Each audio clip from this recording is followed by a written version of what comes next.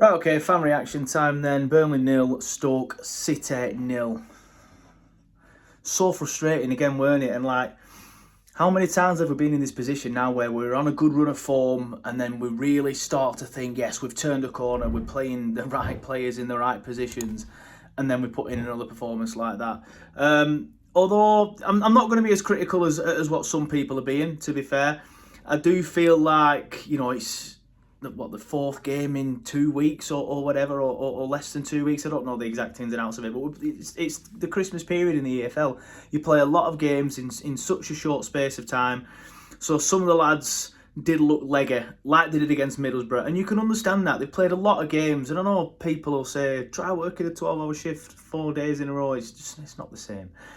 So there's going to be some leggy performances out there. I did go into this game thinking that we needed to change the team, not because they weren't playing well, because they've obviously been doing very well recently, but just because of what I've just mentioned, all these games in such a short space of time. But I felt like Parker changed the wrong players. I don't know, I'm not sure Fleming needed to come out the side, or if he did come out the side, try playing Lyle up front. And if Lyle is struggling for the first 45 minutes because he's not fully there yet in terms of his recovery, then bring Fleming on. Don't know, I just felt like Jay looked a little bit lost today. And I would have preferred to see Lyle there. And the most frustrating thing with the substitutions was he did eventually bring Lyle on, but then by this point Fleming was already on. And then he put Lyle behind Fleming, and Fleming was in the striker role, and I'm not really sure what role Lyle was in. It just all seemed a little bit messy. I know some people don't necessarily like Josh Loren that much, simply because he's not as good on the ball as some of the other midfielders that we have. He's probably the worst terms in technical ability in that midfield, but what I've said it before, I've said it a million times, what he does and how he drags us 30, 40 yards up the pitch, it's absolutely vital in these sort of games especially.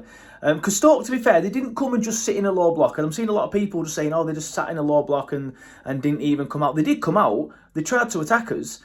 But when they weren't in possession, they were very compact. And we really, really did struggle to break them down. Again, how many times have we seen this now? I've seen a stat online just now. Apologies if it's not 100% correct because I haven't verified it. But that's the 7th 0-0 of the season. 7, and obviously 2 in a row. And how many have we had at home now? Is that 5? So there's obviously today, Derby, QPR, Preston. Am I missing another one? Probably missing another one. I know there's Oxford and Middlesbrough away as well. But we need to find a way to win these types of games. We need to find a way to break these kind of teams down when they are very compact, out of possession, because we will not finish in the top 2. If we can't get these games over the line, we're dropping too many points. We're dropping too many points in these types of games. We are on track for 90 plus points, and that 9 times out of 10 will get you promotion. But Sheffield United and Leeds are both on for 90 plus points as well. So it's looking like at the minute, if we can't turn these types of games into wins, that we'll be finishing 3rd. And obviously 3rd isn't good enough. It means playoffs.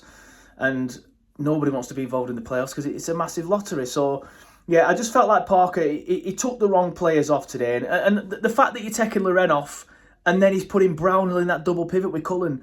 How many times? Every single fan on that stadium, whatever, knows that the double pivot of Josh Brownhill and Josh Cullen doesn't work. It just doesn't work. Josh Brownhill is much better, more advanced. And how good has Josh Brownhill been recently? He's been probably the best player the last 5-6 games. Our leading goal scorer. And then he shoves him back in the position where it doesn't work. It doesn't make any sense to me sometimes. Some of the decisions Parker makes sometimes does not make any sense to me. I understand we had to rest players, but I would have rather have rested Brownhill. Not because he's not been playing well. I know he's been playing really, really well, but because Saturday is important. And I'd have brought Sarmiento in, which he did, but I'd have brought Sarmiento in, left Loren in the double pivot with Cullen. And then you've got Loren dragging you up the pitch. You've got the creativity of Sarmiento. To be fair, he didn't create much, did it? If anything at all, to be fair, today did Sarmiento. I did think he was a little bit off it. But I just feel like that midfield always looks disjointed when you have that double pivot of Cullen and Brownhill. It just doesn't work. And I don't know what Parker sees in that. And it's not just Parker, to be fair. It's the 3rd manager in a row that's tried to do that. Not with Cullen, obviously. But Dice were playing Brownhill there as well, alongside obviously not Cullen because Cullen wasn't here then, but obviously Company did it quite a lot last season as well and the season before. And I don't know, I sometimes just think, come on, everybody knows that doesn't work. And especially when Josh has been doing so well. But now we've got a situation where Brownell's played 90 minutes today in the wrong position and he's not going to be that fresh now on Saturday. I would much prefer to have seen him rested today rather than just shove 90 minutes a little bit further backwards. Yeah, I thought Anthony looked leggy, but he's played a lot recently. Coley Orshaw, what's happened to him, man? I loved him at the start of the season. Like I genuinely had real high hopes for him this year, but he didn't take his chance today at all, did he? Having said that, with the Hannibal stupidity, he probably will start now against Blackburn on Saturday. Will Coley Orshaw, and I'm not sure that's really the type of game for him. Hannibal, man, like I don't subscribe to this headless chicken nonsense that I know some people do, and a lot of people criticise him. I think he keeps the ball quite well, and he helps us retain possession. Whereas Coley Orshaw's the exact opposite. He'll get the ball, he'll get his head down, he'll just run in a straight line until he loses the ball. And he did that so many times today. And he just chooses the wrong option half the time as well, because sometimes he gets into a good position, does Coley Orshaw, and you're thinking, right, you've beat your man, make the right choice, and he just makes the wrong choice. And you're just thinking, I get it, he's raw, he's young, but we've been saying it all season now, nothing seems to be changing with him, so yeah, frustrating. I thought CJ played well, I thought Steve played well, I thought Trafford played well. The fullbacks were okay. I'd much prefer Humphreys. I think I've decided now I do much prefer Humphreys in that left back position. I don't think Perez had a bad game. I just think sometimes Humphreys offers us a little bit more. He's a better fullback, even though he's not actually a fullback. So that's going to be interesting to see what we do going forward. But yeah, I thought Cullen were relatively all right, but it just doesn't work, that double pivot role. And then, yeah, baffling decisions by Parker, bringing Fleming on and then sticking Lyle on, and you're thinking, oh, are we going 4-4-2? Or are we finally going to see Fleming in that 10 role? No, he stays up front. I think Brownell was more in the 10 at that point. And then you just wonder that Lyle, not really sure what it was meant to do. Hannibal, idiot. What is he doing? And I've seen some people saying it's not a red, it's a yellow at most. Come on. He doesn't. I used the word stamp, and some people saying it's not a stamp. It's not a stamp as such because it doesn't go down with aggression, but it 100% stands on him intentionally in the nether regions. It's a red. Anybody looking at that and saying it's not a red, I'm sorry, they're claret tinted glasses. It's 100% a red card. And it's stupid. And I'm not overly bothered. Well, I am bothered. But I'm going to say I'm not overly bothered that he just misses Blackburn, because I'm thinking he'll miss Blackburn and then 2 games where it's not as important. But it doesn't. He misses Blackburn. And then he misses the Reading game, which, yeah, he wouldn't have played in that anyway. But then Sunderland. 2 massive games against teams in the playoffs that we're going to need him for. Baffling. Funnily enough, great start. I was not expecting this. That's actually his first red card of his career. You'd think somebody like that would have been sent off quite a few times.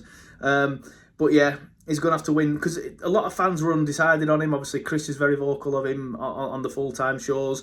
There's some people on the hashtags as well that don't particularly like him and don't see what he brings and stuff. Like I said, I have a different opinion, but that's what it is, innit? It's all about opinions. But he's going to have to do a lot to win them fans back round now, and I'm not sure he can do. But yeah, frustrating game. You kind of expect some leggy legs out there when you played so many games in such a short space of time, but I do think Parker got it wrong today. I thought he rested the wrong players and shuffled things around incorrectly. Brownell being in the double pivot role for one, and I wouldn't have taken Fleming off. I thought Jay looked lost, to be honest with you. But yeah, frustrating. Stoke were good value in the end for their draw. I can't come away I can't sit here and say we deserved to win, because we didn't deserve to win at all. We deserved exactly what we got, and nobody could have complained if that chance for them had gone in at the end. We had that chance at the end, didn't we? And it would have been absolutely fantastic if we'd have scored that. But my God, would have been absolute daylight robbery, wouldn't it? Because that second half, I didn't think we were great. But yeah, on to the next one. It's just a shame that the next one is quite a big one, and then we've just put in that stinking performance. But anyway, up the clarets regardless.